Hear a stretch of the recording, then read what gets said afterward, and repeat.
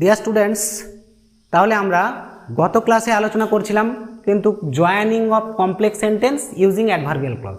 Adverbial clause যোগ করে complex সেন্টেন্সের জয়েনিং সম্পর্কিত। সেখানে আমরা as, since, because, though, although ইত্যাদি নিয়ে আলোচনা করেছি। ইফ নিয়েও আলোচনা করেছি, কিন্তু ইফ নিয়ে একটা স্পেশাল ক্লাস করব বলে প্রপোজ করেছিলাম। সেই ক্লাসটা কিন্তু এখন শুরু হচ্ছে। ওকে, তো দেখো ইফ ক্লজটা স্পেশাল কেস লিখেছি আমি, স্পেশাল কেস অফ ইফ। ওকে, ইফের বিশেষ কিছু চারিত্রিক গঠন আছে, সেটা দেখো। ইফ যেহেতু কন্ডিশন বোঝায়, সেই কন্ডিশন কত রকমের হতে পারে? কন্ডিশন মূলত 3 রকমের হতে পারে। সেগুলো কি কি? ওপেন কন্ডিশন, মুক্ত শর্ত। মুক্ত শর্ত মানে কি? মানে যেগুলো সরাসরিভাবে বলা থাকছে। যেমন ধরো, যদি বৃষ্টি হয় ছাতা আনবে, এটা মুক্ত শর্ত, সরাসরিভাবে বোঝা যাচ্ছে। আবার হতে পারে আনফুলফিল্ড কন্ডিশন। আনফুলফিল্ড কন্ডিশন মানে হচ্ছে যা হলেও হতে পারতো কিন্তু হয়নি। যদি আমার একটি ডিগ্রি থাকতো আমি চাকরিটা পেতাম, যদি গ্লাসটা পড়ে যেত এটা ভেঙে যেতে পারতো। এই যে যা হলেও হতে পারতো কিন্তু হয়নি, সে ধরনের একটা শর্ত হতে পারে। আর একটা হতে পারে ইমাজিনারি কন্ডিশন, কাল্পনিক শর্ত। সেটা কি? যে যদি আমি প্রধানমন্ত্রী হতাম তাহলে সমস্ত করাপশন মুছে দিতাম, কিন্তু আমি তো সেটা হতে পারবো না। কাল্পনিক শর্ত। যদি আমি পাখি হতাম তাহলে ডানা মেলে আকাশে উড়তাম, হতে পারবো না। তাহলে এই শর্তগুলো নিয়েই কিন্তু আজকের আমাদের আলোচ্য বিষয়। আমাদের এই পুরো ক্লাসটিকে ভালো করে শুনতে হবে কিন্তু এটা জানতে গেলে। তো দেখো, আমরা তাহলে প্রথমে ওপেন কন্ডিশন নিয়ে আলোচনা করি। এই কন্ডিশনগুলো খুবই গুরুত্বপূর্ণ আমাদের অবজেক্টিভ টাইপ, এমসিকিউ টাইপের যে সমস্ত কোশ্চেনগুলো থাকে, মার্ক দেওয়া, টিক মার্ক দেওয়া, সেই মার্কিং করার জন্য। ওপেন কন্ডিশনটা কি? ওপেন কন্ডিশন মানে হচ্ছে, বাংলা বুঝতে পারছো, মুক্ত শর্ত। মুক্ত শর্তর ক্ষেত্রে কি হয় ভালো করে লক্ষ্য করো। আমি লিখেছি যে ইফ, একটু ছেড়ে লিখেছি if it rains you will come soon. যদি বৃষ্টি হয় তুমি তাড়াতাড়ি আসবে। ভালো করে লক্ষ্য করো যে তাহলে ওপেন কন্ডিশনের মানে সেন্টেন্সটা স্ট্রাকচারটা কেমন। এটা হচ্ছে সাবঅর্ডিনেট ক্লজ, আমরা এটাকে ইফ ক্লজই ধরছি, ইফ ক্লজ বলা হচ্ছে। আর এটা হচ্ছে মেন ক্লজ। কীরকম হয় সাবঅর্ডিনেট ক্লজটি? কি হচ্ছে তাহলে, এখানের যে সাব ক্লজটা কি হচ্ছে? সাব ক্লজটা স্ট্রাকচারটা হচ্ছে কি? Present indefinite. সাব ক্লজের স্ট্রাকচারটা হচ্ছে প্রেজেন্ট ইনডেফিনাইট, NITE। দেখো, সাবজেক্ট যুক্ত ভার্ব। প্রেজেন্ট ইনডেফিনাইট টেন্সের ফর্মটা আমরা জানি SVO, সাবজেক্ট ভার্ব অবজেক্ট, এখানে অবজেক্ট নেই, এটা প্রেজেন্ট ইনডেফিনাইট। ওকে, আর তখন এই দিকটা হবে, এই দিকটাতে সাবজেক্টের পরে কি কি বসবে? শ্যাল, উইল, মে, ক্যান, এগুলি বসতে পারে। যেমন এখানে উইল বসেছে, বোঝা গেল না? তোমার কোশ্চেনটা কেমন পড়বে পরীক্ষা আমি দেখাচ্ছি। কোশ্চেনটা ঠিক এই রকম পড়বে, যে এরকম দেবে তোমাকে, যে if you go home, if you go home you dash meet him. তোমাকে বলবে তারপরে এইখানটিতে এই মিটের সঠিক ফর্মটা বসাতে বলবে, যে কি বসবে। তাহলে তোমার তখনই মনে হবে, আচ্ছা এটা তো আমি শেখা আছে, ওপেন কন্ডিশন, এই তো প্রেজেন্ট ইনডিফিনাইট, সাবজেক্ট যুক্ত ভার্বের 1 নম্বর ফর্ম। এই যে সাবজেক্ট যুক্ত V1, দেখো সাবজেক্ট যদি আর ভার্বের যদি 1 নম্বর ফর্ম হয়, তাহলে এদিকে স্ট্রাকচারটা কি হবে? এদিকে স্ট্রাকচারটা হবে তখন সাবজেক্ট যুক্ত শ্যাল, উইল, মে বা ক্যান, যে কোনো একটা বসাতে হবে, হয়েছে? তারপরে এই মেন ভার্বটা বসাবো। তাহলে কি হতে পারে? যে যদি তুমি বাড়ি যাও, ইউ ড্যাশ মিট হিম, তোমার তার সঙ্গে দেখা হতে পারে। তাহলে কি করবে? দেখা হতে পারে, ইউ এখান থেকে যে কোনো একটা নিয়ে নাও না, ইউ মে নিয়ে নাও, ইউ মে মিট হিম, মানে এটা তোমাকে মে মিট করতে হচ্ছে। খুবই সাধারণ জিনিস, এই জিনিসটি একটা মোডাল এখান থেকে নিতেই হবে, নাহলে হবে না। বুঝতে পেরেছ? তাহলে এইটা হচ্ছে ওপেন কন্ডিশনের স্ট্রাকচার। ওকে, আবার এরকম দিতে পারে যে C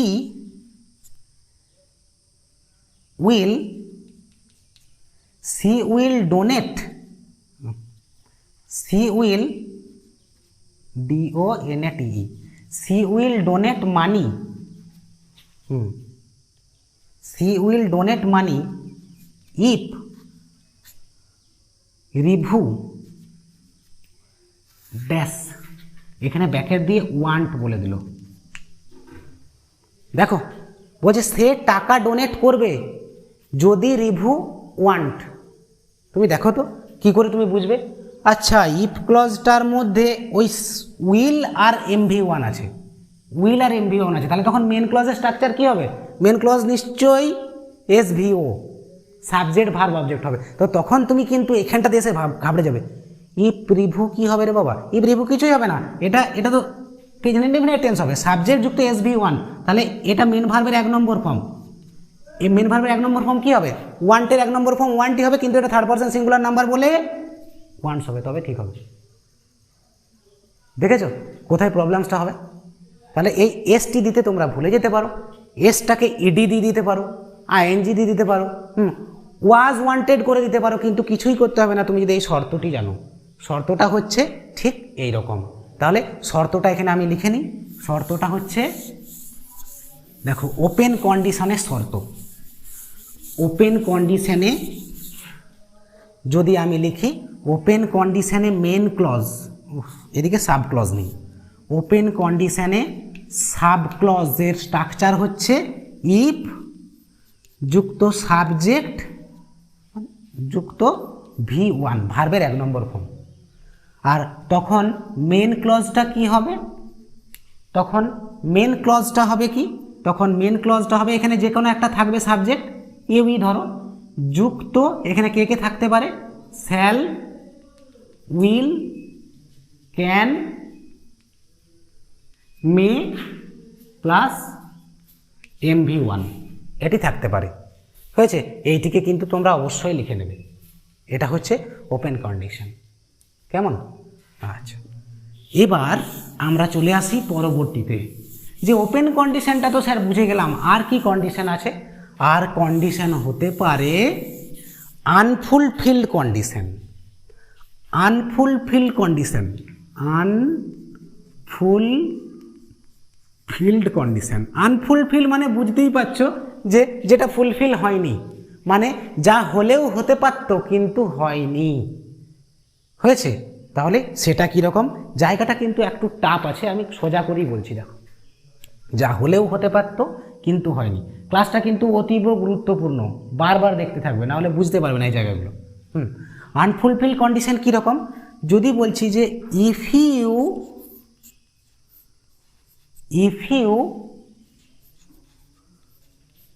dropped the glass, if you dropped the glass, যদি তুমি গ্লাসটা ফেলে দিতে, it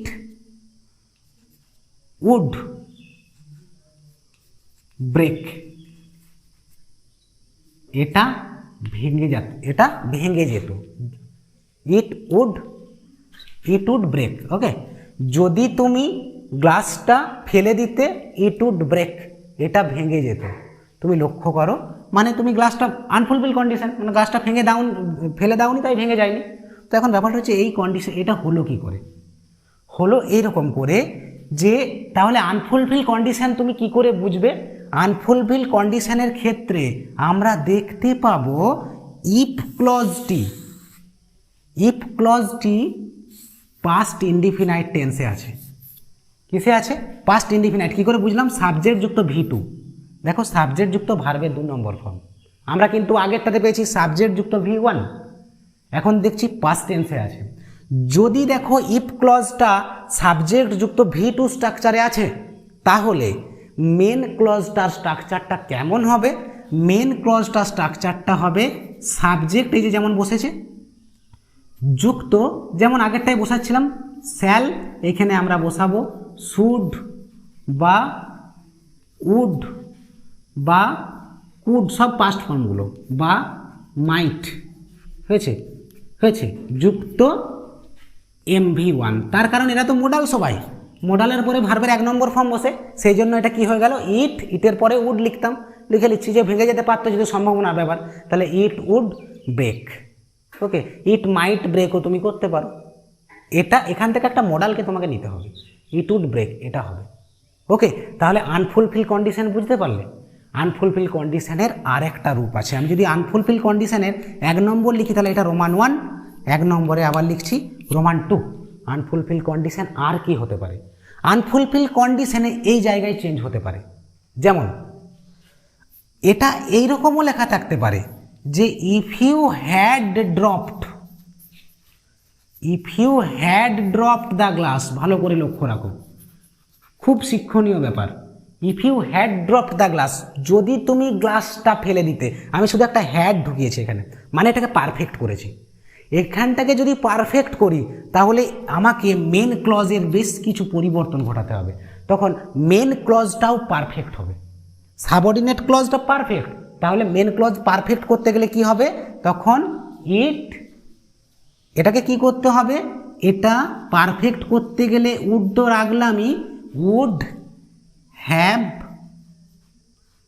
এই যে হ্যাভ দিতে হবে একটা, উড হ্যাভ, কারণ উডের পরে হ্যাড তো দেওয়া যায় না, উড তো মোডাল, তাহলে মোডালের পরে প্রেজেন্ট ফর্ম দিতে হবে, ইট উড হ্যাভ, আর যখনই হ্যাভ দিয়েছি মেন ভার্ব কি হয়ে যাবে, থার্ড ফর্ম হয়ে যাবে, ইট উড হ্যাভ ব্রোকেন। দেখলে কেমন পরিবর্তনটা ঘটলো? হয়েছে একই জিনিস, যদি এ পারফেক্ট নেয় একেও পারফেক্ট করতে হবে, এ যদি পাস্ট নেয় একেও পাস্ট করতে হবে, একদম পাশাপাশি দেখা যাচ্ছে। দেখো এ পারফেক্ট ফর্মে আছে বলে এখানে উডই বসালাম, উডের পরে পারফেক্ট করে দিলাম, এই ব্রেক ভার্বটাকে পারফেক্ট করে কি করে দিচ্ছি, হ্যাভ ব্রোকেন। বুঝতে পেরেছো? এটা খুবই সোজা জিনিস, এটাকে চোখের সামনে রাখবে সবসময়। তো তোমার পরীক্ষাতে কেমন কোশ্চেনটা পড়বে, যেটাকে আমাদের দেখে মনে হয় দাঁত ভাঙা কোশ্চেন হয়েছে, খুব বাজে কোশ্চেন হয়েছে, একদম বাজে কোশ্চেন নয়। তুমি দেখো যদি এরকম কোশ্চেন হয় যে if I had a degree, দেখো if I had a degree, যদি আমার একটা ডিগ্রি থাকতো, I dash get the job, তো তুমি বলো তো যে গেটের কোন ফর্মটা বসবে? যদি আমার একটা ডিগ্রি থাকতো আমি জবটা পেতাম, তো তুমি ইফ ক্লজটা কিসে আছে? ইফ ক্লজটা দেখো হ্যাড থাকলেও এটা পারফেক্ট নয়, কারণ শুধু তো হ্যাড আছে আর তো MV3 নেই। হ্যাডের সঙ্গে MV3 মেন ভার্বে 3 নম্বর ফর্ম থাকলে তবেই সেটা পারফেক্ট। এটা নর্মাল হ্যাড আছে মানে এটা শুধুমাত্র পাস্ট ইনডেফিনাইট টেন্স, তাহলে এটা পাস্ট ইনডেফিনাইট মানে এই দিকটাকেও করো সেরকম। তাহলে পাস্ট ইনডেফিনাইটের শর্ত কি? সাবজেক্টের সঙ্গে শুড উড কিছু বসাতে হবে। তাহলে যদি আমার ডিগ্রি থাকতো তাহলে আমি কি বসাতাম, আই, এখানে একটা কিছু মডাল বসাই, আই উড, আর উড বসে গেছে মানে এ প্রেজেন্ট ফর্ম হয়ে যাবে, I would get the job, মানে একটা উড বসবে। তো তোমার এই উড বসতে যে বাচ্চাদের দেখেছি যে উড বসাতে যে বড় অসুবিধা হয়, তারা খুঁজেই পায় না কেন উডটা বসছে, কি প্রবলেম সেখানে দেখতে পেলে যে কেন বসছে আর কোথায় কেন বসবে না। ওকে, এবার যদি বলি যে ইফ আই হ্যাড, দেখো ইফ আই হ্যাড, ভালো করে দেখো, if I had completed the degree, যদি আমি ডিগ্রিটা কমপ্লিটেড করতাম, দেখছো পারফেক্ট হয়ে গেছে, তো তখন এখানে কি হতো, উড পারফেক্ট হয়ে যেত। গেটের পারফেক্ট ফর্ম কি, have got, I would have got the job, আমি চাকরিটা পেতাম। ঠিক গেটের পারফেক্ট কি, যেটারই পারফেক্ট করবো তার আগে হ্যাভ বসিয়ে দেবে, হ্যাভ বসিয়ে দেওয়ার পর তার থার্ড ফর্ম করে দেবে, সে পারফেক্ট হয়ে যাবে। এ পারফেক্ট হলে ও পারফেক্ট, এ ইনডেফিনাইট হলে ও ইনডেফিনাইট। দেখেছো জায়গাটার মধ্যে কিন্তু অনেক ধরনের সিস্টেম আছে, টেকনিক্যাল ব্যাপার আছে, টেকনিক্যাল কোনো ফল্ট ঘটে গেলেই কিন্তু ওই ওএমআর শিটে তোমার সেইখানটাতে 0 বসে যাবে। বুঝতে পেরেছো? তাহলে এইখানটাকে বারবার দেখতে থাকবে। আমি স্পেশালি বলবো 2 নম্বর শর্তটা, আনফুলফিল কন্ডিশন। ওকে, তাহলে আনফুলফিল কন্ডিশনে যদি কোনো প্রবলেমস থাকে, আমি আবার একটা এক্সাম্পল দিয়ে দিচ্ছি, জাস্ট একটা এক্সাম্পল খুব তাড়াতাড়ি দিয়ে দিচ্ছি, দেখি সলভ করে নেবে নিজেরা। এক্সাম্পল হচ্ছে যদি এরকম দিয়ে দিই যে I might have gone there, if you be, if you এখানে লিখি bring, if you bring the computer, if you bring the computer. দেখো আমি এখানে লিখেছি, তোমাকে ওই ব্রিংয়ের সঠিক ফর্মটা বসাতে হবে, যে আই মাইট হ্যাভ গান দেয়ার, আমি সেখানে যেতে পারি if you bring the computer. তাহলে এখানে দেখো তুমি এই যে মাইট হ্যাভ গান মানে পারফেক্ট টেন্সের ব্যবহার, তো তুমি সরাসরি পারফেক্ট করে দাও। তাহলে পারফেক্ট করলে কি হবে, পারফেক্ট করলে হবে এর সঙ্গে পাস্ট টেন্স আছে মাইট, হয়েছে। তাহলে এখানে পারফেক্ট করতে গেলে কি করতে হবে, হ্যাড ব্রিংয়ের থার্ড ফর্ম ব্রট, হয়েছে। If you had brought the computer, তো তুমি যদি এটা না জানো তুমি গ্যারেন্টি এখানে ব্রিং ট্রিং কিছু একটা করে দিয়ে চলে আসবে। হ্যাঁ, ব্রিং, ব্রিংস, ব্রিঙ্গিং যা যা বাচ্চা করে দিচ্ছে, সেগুলো আর কোনো মতেই হবে না, বুঝতে পেরেছো? এটাকে ফলো করতে থাকবে। আচ্ছা, তাহলে এই ভাইটাল ক্লাসটা একটু সময় লাগছে, আমাকে আর একটু দিতেই হবে এর সঙ্গে। সেটা হচ্ছে আমি আনফুলফিল কন্ডিশন বললাম, ওপেন কন্ডিশন বলেছি, এবার ইমাজিনারি কন্ডিশনটা বলি, কাল্পনিক শর্ত। ইমাজিনারি কন্ডিশন, ইমাজিনারি কন্ডিশনটা কীরকম, কাল্পনিক শর্ত, সেটা হচ্ছে এই রকম যে if I were a bird, if I were a bird I would fly in the sky, if I were a bird I would fly in the sky, যে যদি আমি পাখি হতাম আমি আকাশে উড়তাম। দেখো কল্পনা তো যদি আমি পাখি হতাম আকাশে উড়তাম, তাহলে এই ক্ষেত্রে কি হবে, এই ক্ষেত্রে মনে রাখবে যে ইফ ক্লজটার গঠনটা পাস্ট সাবজাংটিভ। কি বললাম, past subjunctive, JUNCTIVE, past subjunctive, মানে সাবজেক্ট তো এখানে আসছেই প্লাস পাস্ট সাবজাংটিভ, এই যে এই জিনিসটাকে বলছে পাস্ট সাবজাংটিভ। তাহলে আমরা একটা জায়গায় আটকে যাচ্ছি, সাবজাংটিভ কি? সাবজাংটিভ হচ্ছে একটা মুড, আমাদের চারটে মুডের মধ্যে সাবজাংটিভ হচ্ছে একটা মুড যেটা আমাদের কল্পনার বহিঃপ্রকাশ ঘটায়, সেই মুড। ওকে, যে মুডের দ্বারা আমরা আমাদের কল্পনাকে প্রকাশ করি। সাবজাংটিভ আবার দুই প্রকার, প্রেজেন্ট সাবজাংটিভ এবং পাস্ট সাবজাংটিভ। যেমন আমি যদি বলি যে যদি আমি পাখি হই আমি আকাশে উড়ব, আবার এটা বলেছি যদি আমি পাখি হতাম আমি আকাশে উড়তাম, ঠিক এরকম প্রেজেন্ট সাবজাংটিভ, পাস্ট সাবজাংটিভ। তো গঠনটা কি, প্রেজেন্ট সাবজাংটিভের গঠন হচ্ছে, মনে রাখবে সব সময় সাবজেক্ট প্লাস বি প্লাস যা থাকবে অবজেক্ট অ্যাডভার্বিয়াল যাই থাকবে না কেন। তাহলে যদি আমি পাখি হই কি হবে, যদি আমি পাখি হই ইফ আই বি, সবসময় বি। যদি তুমি পাখি হও ইফ ইউ বি, যদি সে তারা পাখি হয় ইফ দে বি। তাহলে তুমি যখন এই ধরনের কোনো কনস্ট্রাকশন দেখছো এটাকে ভুল বলো না, তার কারণ এটা present subjunctive. If they be এবার কি, হ্যাঁ ইফ দে বি এটাই একটা সাবজাংটিভের গঠন, সবার ক্ষেত্রে বি হবে। তাহলে পাস্ট সাবজাংটিভে কি হবে, পাস্ট সাবজাংটিভে মনে রাখবে সবসময় সাবজেক্টের পরে বি না বসে যাবে সাবজেক্ট যুক্ত ওয়ের, সাবজেক্ট যুক্ত ওয়ের। যেমন ইফ আই ওয়ের যদি আমি হতাম, ইফ ইউ ওয়ের যদি তুমি হতে, ইফ হি ওয়ের যদি সে হতো। তাহলে যদি আমি পাখি হতাম সেই জন্য কী হয়েছে, ইফ আয়ের পরে ওয়ের। তোমাকে পরীক্ষা অনেক সময় দিয়ে দিতে পারে ইফ আই দিয়ে এখানে বি দিয়ে দিল, যে বি ভাবে কী ফর্মটা বসবে, তখন তুমি ওয়ের বসাবে।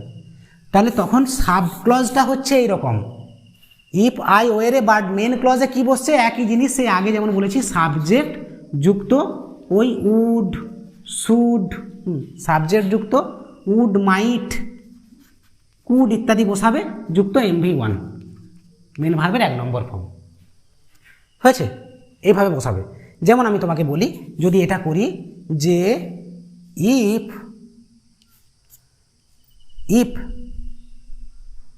আই, এখানে ড্যাশ দিয়ে দিলাম, দিয়ে লিখলাম be, if I be CM, যদি আমি চিফ মিনিস্টার হই, যে I would abolish, ABOLISH, I would abolish corruption. যদি আমি চিফ মিনিস্টার হই আমি করাপশানকে অ্যাবলিশ করব। তুমি দেখো যখনই তুমি পেলে যে আচ্ছা এদিকটা সাবজেক্ট যুক্ত উড অ্যাবলিশ রয়েছে, তাহলে তখন আমি এখানটা করে দিই কি, যে এটা কল্পনার ব্যাপার, তো যে আছে, সিএম এই পজিশনে থেকে সিএম হোক, যখনই দেখবে একটা কল্পনার ব্যাপার, তখন তোমার মনে হবে এটা ওপেন কন্ডিশন নয়, এটা কল্পনার ব্যাপার আছে। তা যখনই কল্পনার ব্যাপার হবে, ওপেন কন্ডিশন কল্পনার ব্যাপার হলেই এটা পাস্ট সাবজেক্টিভ ইউজ করে দেবে। তাহলে সবসময় বিয়ের পাস্ট সাবজেক্টিভ কী হয়, ওয়ের বসিয়ে দেবে, হয়েছে, তখন পাস্ট সাবজেক্টিভের ইউজ হয়ে গেল। ওকে, তাহলে আজকে আমরা অতীব গুরুত্বপূর্ণ একটা ক্লাস করলাম, সেটা ইফ ক্লজের ওপরে।